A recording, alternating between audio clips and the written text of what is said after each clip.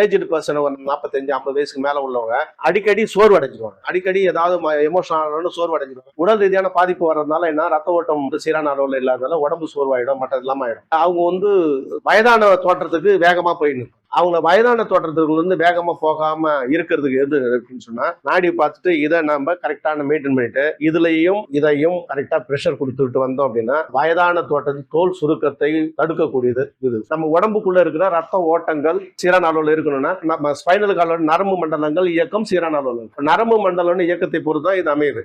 நரம்பு மண்டலத்துல 0 தான் இது. ரெண்டாவது இது அதே நரம்பு மண்டலத்தினுடைய ஸ்பைனல் கார்டோட இது source point, acupuncture point of வியூல இந்த முடிச்சு என்னன்னா சோர்ஸ் பாயிண்ட கடந்து தான் போகுது. அப்ப சோர்ஸ் பாயிண்ட தாண்டின உடனே ஸ்பைனல் கார்டு எப்பயுமே ஆற்றல் ஓட்டம் தடைபடாம இருக்கக்கூடிய விஷயமா இருக்கு. ஆகவே இந்த 2 பாயிண்ட்டுமே நம்ம என்ன பண்ணணும், பிரச்சனை தகுந்த மாதிரி பண்ணோம் அப்படின்னா 50 வயசுக்கு மேல உள்ளவங்க தோல் சுருக்கமோ மற்றெல்லாம் எதுவும் இல்லாம இளமையோட இருப்பாங்க.